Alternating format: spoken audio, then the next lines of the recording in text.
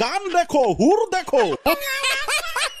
আজি পুৰা জবৰদস্ত মাক চকলাই এ মজা এটা গোটা গুটি প্ৰশ্ন বেছিকৈ মদ খোৱা মানুহক যদি মদাহী বুলি কোৱা হয় তেনেহলে বেছিকৈ চাহ খোৱা মানুহক কি বুলি ক'ব কথা হানি সিং বেছিকৈ মদ খোৱা মানুহক যদি মদাহী বুলি কোৱা হয় তেনেহলে বেছিকৈ চাহ খোৱা মানুহক ক'ব সদাহী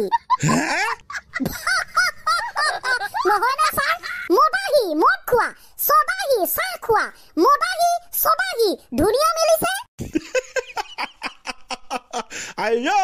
আপোনালোকৰ ফালে কি কয় ক'বচোন বেছিকৈ চাহ খোৱা মানুহক আমাৰ ফালে আকৌ কি বুলি কয় জানে কানিয়া বুলি কয় কানিয়াটো ক'ব লাগিব না ছাৰ কাৰণ এইটো অতীতৰ স্মৃতি আগতে বোলে মানুহবিলাকে চাহৰ লগত কানি খাইছিল সেইবাবে কানিয়া আৰু নামটো থাকি গ'ল আমাৰ হদিয়া ফালে কানিয়া বুলিয়ে কয় তিনচুকীয়া ফালে লখিমপুৰ ফালে কানিয়া বুলিয়ে কয় বুলি শুনিছো আপোনালোকৰ ফালে কি কয় ক'বচোন ক'ব লাগিব তাৰ মানে গাইছ আপোনালোকে এইটো ভাবি নলব দেই যে বেছি চাহ খোৱা মানুহক বাস্তৱতে ৰাজনৈতিক ভাষাত মোদীৰ ডিজিটেল প্ৰেমী বুলি আমাক নকব চাহ আৰু নৰেন্দ্ৰ মোদী ছাৰৰ অতীত বাস্তৱতে ৰাজনৈতিক ভাষাত বেছি চাহ খোৱা মানুহক মোদীৰ ডিজিটেল প্ৰেমী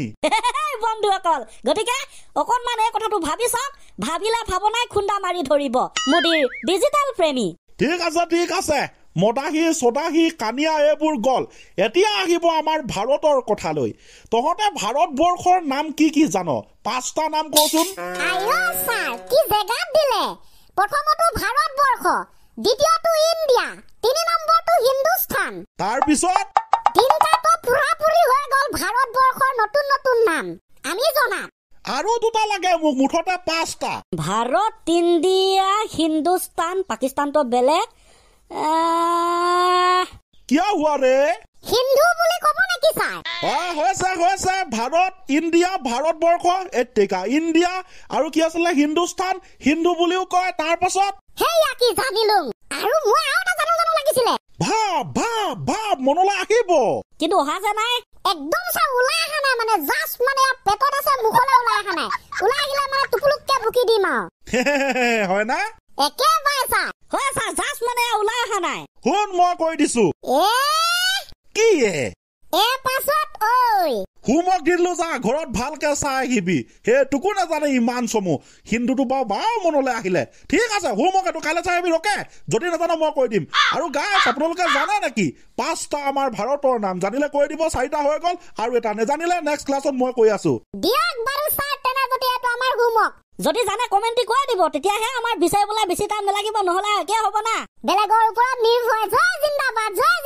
জীৱন জিন্দাবাদ ঠিক আছে এতিয়া তহঁতে ক'ব লাগে কি আপুনি কওকচোন ছাৰ প্ৰেমৰ কথা আই লাভ ইউ থুকুচকে দিম এতিয়া মানে মই সেই চব কৈ ফুৰিম মই কৈ ফুৰিম প্ৰশ্ন সুধিবলৈ সময় ঠাই বিচাৰি নাপালি এইবিলাক সুধিবলৈ আহ ছাৰ কথাটো শুনিতো লওক কি ক ভালকে ক মানে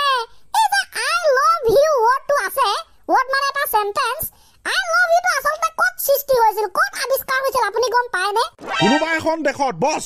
বেছি ভবা-ভবি কামটো মই বেয়া পাওঁ কি সুন্দৰ বন্ধুসকল হয়তো আপোনালোকেও জীৱনত কৈ পাইছে আই লাভ ইউ কোনেনো পোৱা নাই ক'ত সৃষ্টি হৈছিল জানে যদি তাৰ লজিক কওক আৰু ব্ৰ বেছি ফুটনি মাৰি লাভ নাই কাৰণ এই কথাটো আমি বেলেগৰ পৰাই চাই লোৱা কপি তাৰ মানে বেলেগৰ পৰা চাই ইয়াত মাৰি আছো উপায় নাই না ছাৰ জীৱনটোৱে কপি হৈ পৰিলে কপি নকৰিলে এতিয়া উপায় নাই মাকা অষ্ট্ৰেলিয়া দে ক ভালকে ক যুক্তি দৰ্শাই ক ওকে গাইজ বন্ধুসকল যি বোলে নিজকে নেভাব কিয় কাৰণ আগতে আমি মানুহ আছিলো আৰু যেতিয়াৰ পৰা এই ইউটিউব নামৰ বস্তুটো ওলালে তেতিয়াৰ পৰা আপুনি মই আমি হৈ পৰিলো গাইজ কথাষাৰ বেছি ভাবি লাভ নাই কাৰণ এয়া সত্য কথা আই লাভ ইউ এই সেন্টেন্সটো আৱিষ্কাৰ হৈছিল চাইনাত কেনেকে জানিলে কি যুক্তি আছে কি logic what is the logic of this reason sir আপুনি হয়তো ভালকে জানে যে চাইনাৰ বস্তুবিলাকৰ কোৱালিটি কেনেকুৱা যদি কেনেবাকে হেতু টিকি যায় বৰ বেছি দিনলৈ টিকিব আৰু যদি বেয়া হৈ যায় চেছ 2-3 দিনতে এমাহতে খতম এইটো পিছে সত্য কথা চাইনাৰ বস্তুবিলাকৰ এইটোৱে বৈশিষ্ট্য যদি কেনেবাকে বেয়া হৈ থাকে কিমান দিনলৈ থাকিব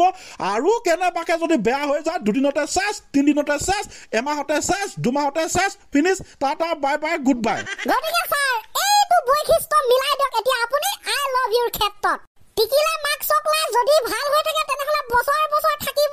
যদি নিটিকে তেনেহলে দুদিনতে দুমাহতে দুবছৰতে চেছ অ মাই গড আজিকালিতো আৰু হ'বলৈ ধৰিছে হোৱাত আকৌ টিকিলে দুদিন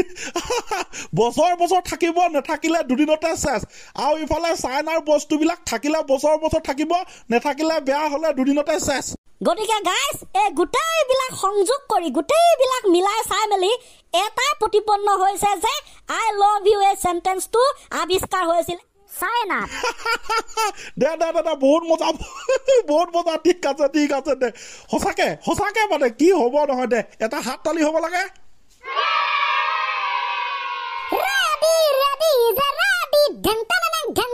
এটা বৰ সাংঘাতিক কথা হা থাম্বনেইলৰ বাবে লৈছো ঠিক আছে